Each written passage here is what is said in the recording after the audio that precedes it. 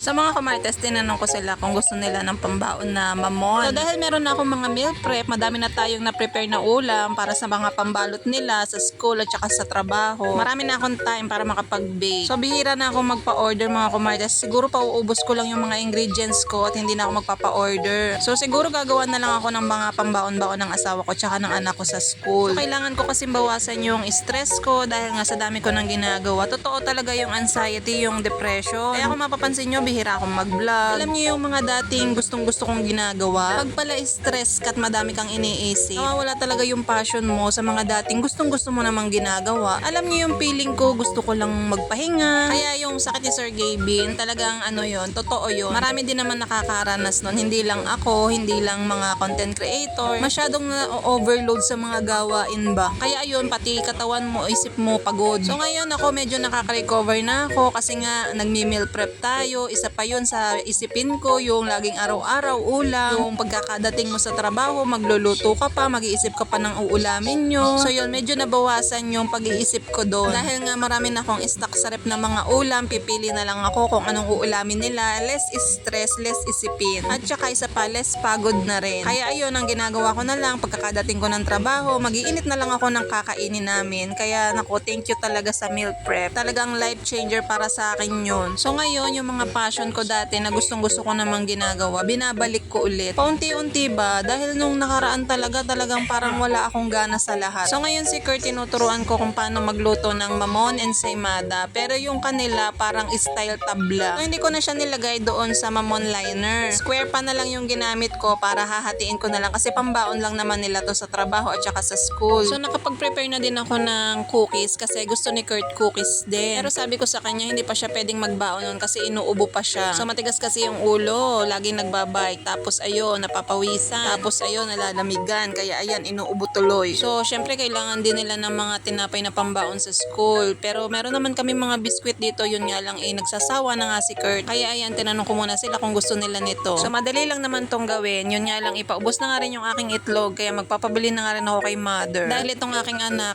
naku-curious kung ano yung ginagawa ko. Ayan, nakiraw-raw na din. Kaya naman ayan, hinayaan ko. At sabi ko nga, siya na yung magsalin dito sa baking pan. Dahil sila lang din naman na may gusto niyan. Natural lang naman na dapat ako'y tulungan. Charis. Dahil hindi naman maalam, inagaw ko na at ako na ang nagsaid. Pagkaluto nga niya, ayan, nilagyan ko na nga ng butter. Habang mainit pa, kinadkadan ko ng butter para matunaw. Kakaunti na nga lang din yung akin cheese mga kumartes, kaya pinapaubos ko na lang din. Kaya pag naubos yun, malamang asukal yung ilalagay ko sa ibabaw nito. So ito na siya, hatiin lang natin to at ilalagay na natin to sa plastic. So meron ako dito mga biniling plastic noon. Hindi ko naman siya nagamit, kaya ayan, tamang-tama dito sa ating mamon. Dahil ilang gayat din naman to, mamimigay tayo din sa kapitbahay. So dito sa mga pinsan ni Kurt, yung dalawang bata dito, si Kisha at saka si Kayla. Tapos dun sa kabila naman ay si Kuya Nash. Sabi ko nga ayan, pambaon nila bukas para meron na silang pambaon. So, nilagay ko na lang siya sa garapon para hindi siya langgamin. So, ayun lang naman. Bye!